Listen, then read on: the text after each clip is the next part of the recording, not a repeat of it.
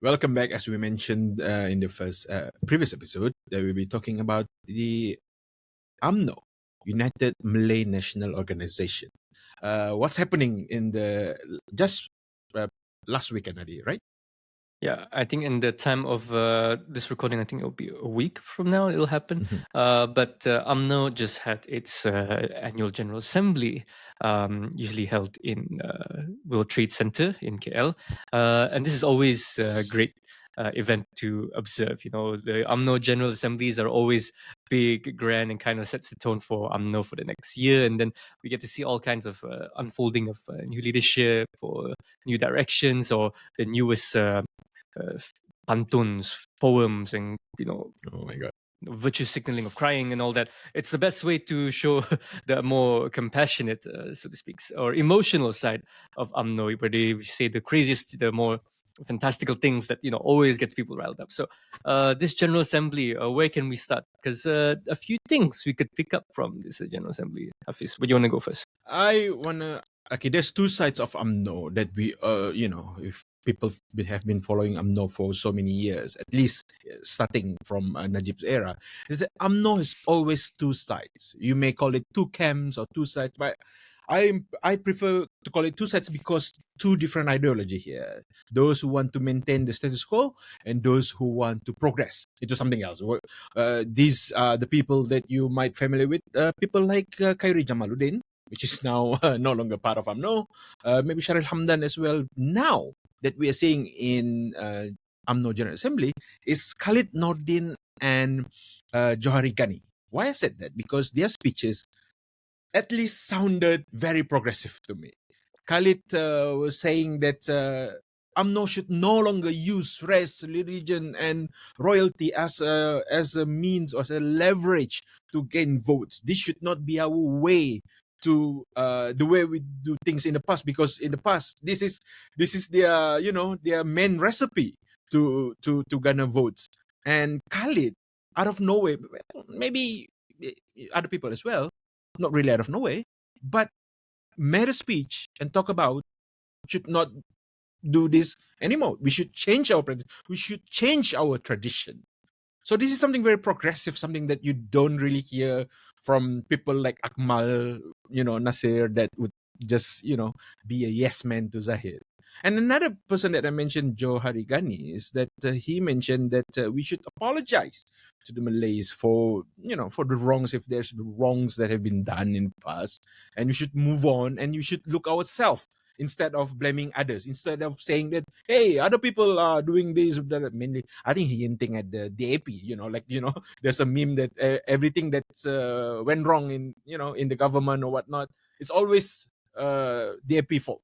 It's always DAP. It's always Lim Kit Siang's fault, So these are the things that they actually addressed, Johari and Khalid. So I think if someone who never seen UMNO General Assembly before and seen these speeches, this is fantastic at it.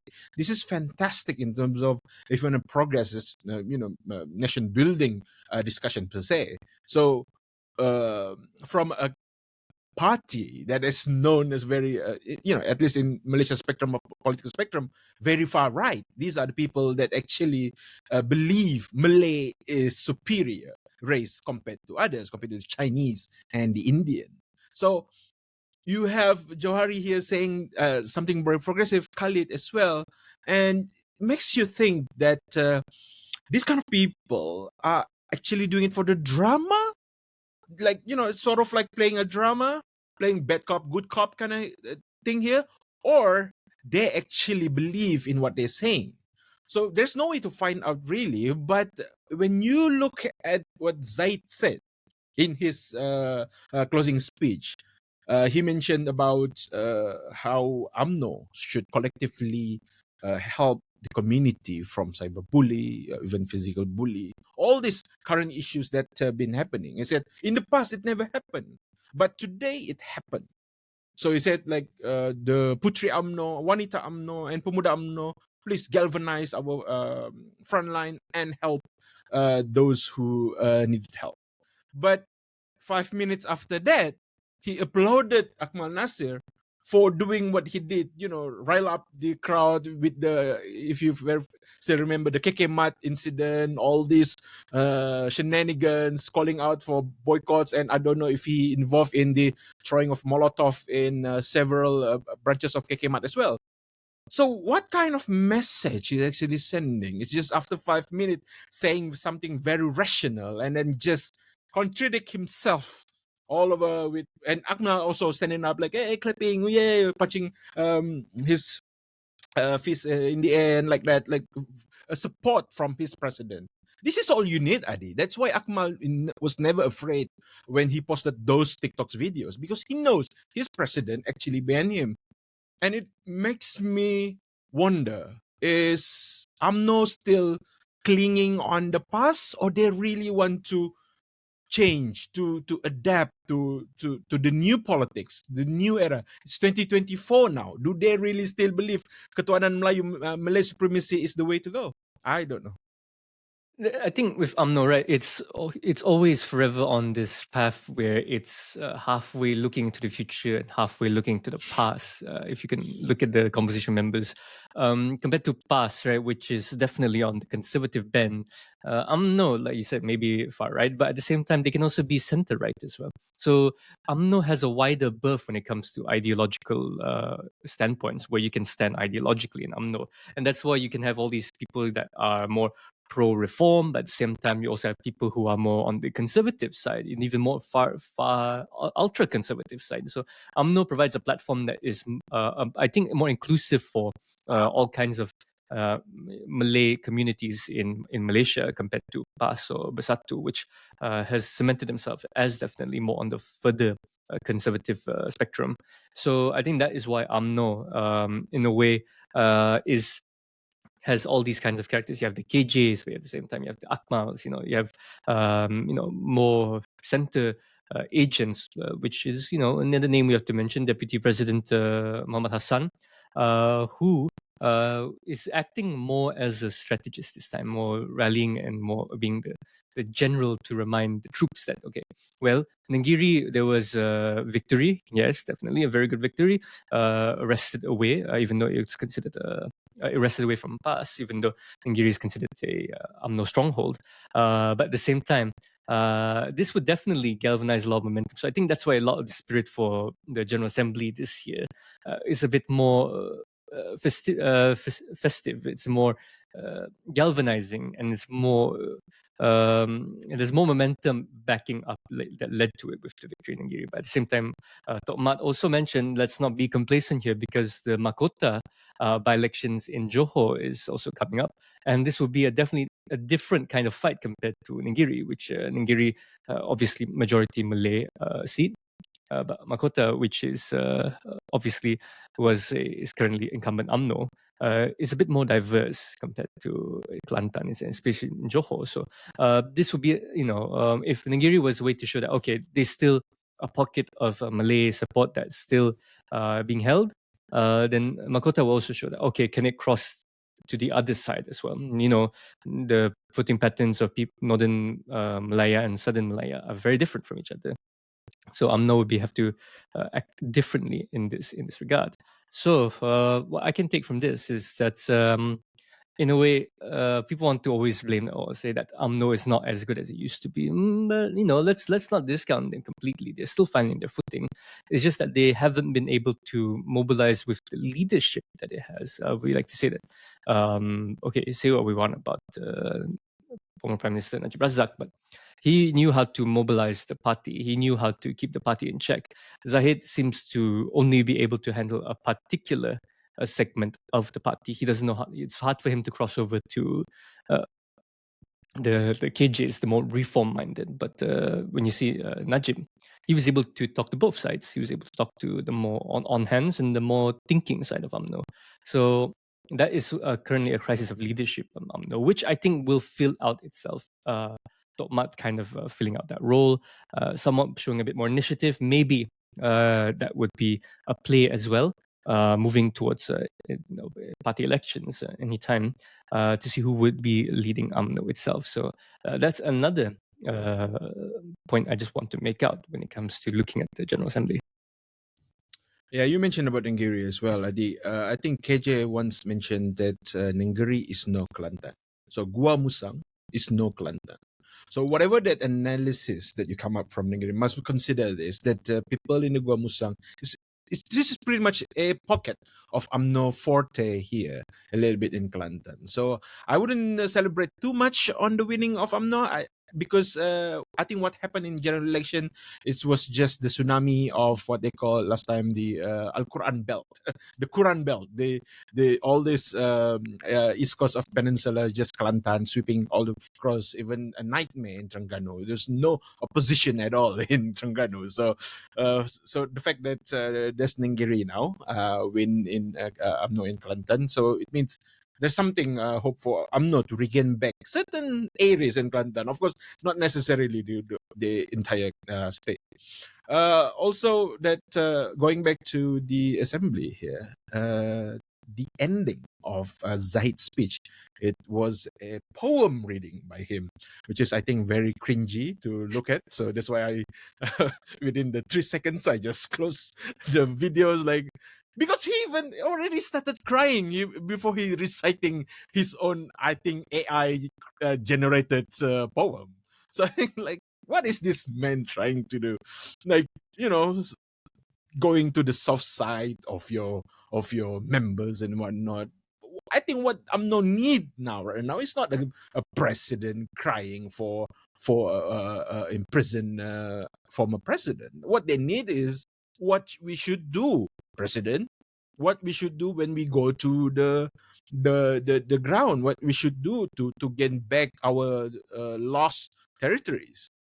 He just mentioned about like I mentioned, the social problem first, and then he talked about Akmal a little bit, and then he ended up with that. So what is this he is signaling? I think he is a president that's just working behind closed door, like with his available warlords or whatnot, but doesn't have really leadership prowess to his name. So we just rely on so much on his capability to mobilize the warlords that he has on his hand, on his grip, that he knows by hook or by crook he will win the votes. So mathematically he thinks he's safe. So he just sprouting nonsense whenever he talks, and for such platform like this, when UMNO really need it, because we are going to general elections in less than 3 years. Let's say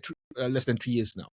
This is no laughing matter. If they want to regain their whatever power that they had prior to 2018, they need to start strategizing now. And I think that's what Johari and Khalid did. They try to put forward some of these ideas and see who would resonate to this. But if you have someone at helm like Zahid that just try to bulldoze his way and try to play this kind of politics, I think KJ was right all along for this. Yeah, what do you think? Well, I mean, I'd always thought poetry was a hallmark of the classical Malay culture. So I guess playing to that is on brand for UMNO. And Well, not the after way he did though. yeah, not the way. I think it's just that some people are better poets than others, and so I think Zahid should take note. but that aside, I mean, I think Zahid, in a way, the way he, of course, you can call it crocodile tears or virtue signaling, but maybe there is some truth to his emotional outburst. I mean, his emotional state, because you consider that you're in his position, you are not the same kind of individual in terms of capability compared to your predecessors. You had to go stand toe to toe with people like with Najib, with people like former party president Dr. Mahathir. You're standing on quite a star-studded legacy here, and you are still remembered as the president that was in charge when the catastrophic performance that UMNO's been have been having for the past few years since the last general election. So in a way, it is a lot of pressure for Zahid to prove himself that he still has the gusto and capabilities to maintain this party. So what you want about UMNO? It's a very historical party. It's a party that is just as old in as the nation, so and held power almost just as long. So to have that legacy crumble under you, that's a lot of pressure for someone like Zahid. And I think he kind of knows that as well, that, I cannot be like them. I cannot control everybody. So, what to do? I guess I just have to, break down. But of course, like you said, it's a time to show, leadership, the time to show strength, time to show that, okay, there is still more work to be done. And I think there is more work to be done for UMNO. Let's not forget that, in terms of the grassroots, the Jantra that's mobilized, right? UMNO has been very good at cultivating strategies such as this. And not to mention that they are also not that bad when it comes to online engagement as well. The online cyber troopers and all the online media that they put up, they still have that foundation. It's just that they need a person to wield it properly, to be able to maximize their efficiency. Like you see that Brigata National has been very good at leveraging social media to garner support, especially from more conservative-minded individuals, right? So I think a paradigm shift would be needed to wield. I mean, UMNO itself is like a tool. You have to wield it properly. It's still in the hands of the user, the wielder. So that is what Zahid should get through his head when it comes. It's not him just listening to. I mean, he is a deputy prime minister as well. Like, for goodness sake, I still have some kind of influence to throw your weight around, especially when it comes to negotiating with your coalition members, which has mentioned that Anwar is open to working forward with UMNO for the next upcoming general election. So you have all the avenues. It depends how you play the game. And this is where I want to say that playing that particular game is centered a lot on the president. President sets the standard for the party. If the president is not able to set that standard, then the party would will be splintered. We've already seen it splintered, and probably picking back up. But one point I want to make that as an opportunity here that can be leveraged is that, okay, maybe Nenggiri is given conclusion that it would be given to UMNO. But we did mention that in a way, past support for Brigada National, right, will peak at a particular threshold. And it would be very difficult for them to continue breaking through that upper ceiling unless they take on a strategy that is very radical, which runs the risk of alienating their conservative minded followers. But at the same time, what about people that they're going to stay that way, but with PAS is and Bersatu is what you see is what you get. But for the voters that protested against the alliance between UMNO and Pakatan Harapan, how long will they stay aligned to Perikatan Nasional?